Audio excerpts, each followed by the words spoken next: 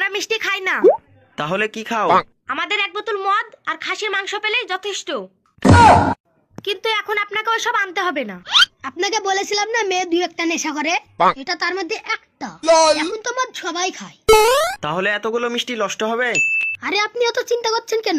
এগুলোর জন্য তো আমি আছি। ও এবার ছেলেকে ডাকুন। কই রে মিজাম, তোর ভাইকে নিয়ে আয়।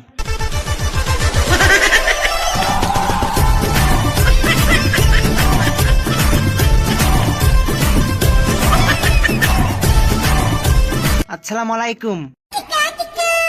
ওয়ালাইকুম আসসালাম। পারোলা, ছেলেকে কিছু বলার থাকলে বলে লাও। আচ্ছা, তুমি বাড়ির সব কাজ করতে পারো? আমার ভাই বাড়ির সব কাজ করতে পারে। ঝাড় দেয়া, বাসন মাজা, কাপড় কাচা, রান্না করা সব কাজ পারে। তুমি কি কি রান্না করতে পারো? আমার ভাই সবকিছু রান্না করতে পারে। মাছ বলুন, মাংস বলুন, ভাত বলুন, রুটি বলুন, বিরিয়ানি বলুন, সব ধরনের রান্না করতে পারে। আর বেগুনের ঝোলটা তো হেভি পারে। বিয়েটাকে তুমি করবে না তোমার ভাই করবে? কেন আমার ভাই করবে? তাহলে প্রশ্নের উত্তর তুমি দিচ্ছ কেন? না, আমার ভাই একটু লাজুক তো, সেজন্য সব প্রশ্নের উত্তরগুলো আমি দিছি। তাহলে বিয়ের সময় তুমি কবলটা বলো। কি যে বলেন, তাই কোনোদিন হয় নাকি? তাহলে তোমার ভাইকে উত্তরগুলো বলতে দাও।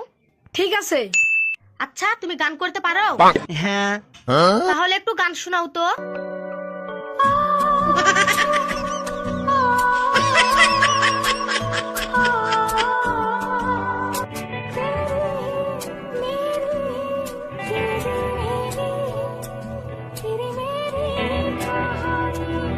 বাহ, তুমি খুব সুন্দর গান করতে পারো তো।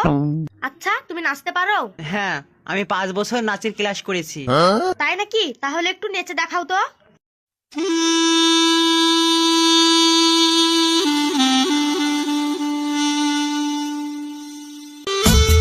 ভাই, আমার ছেলে দুটো তো বড় হয়েছে, ভাবছি ওদের বিয়ে দিয়ে দেব।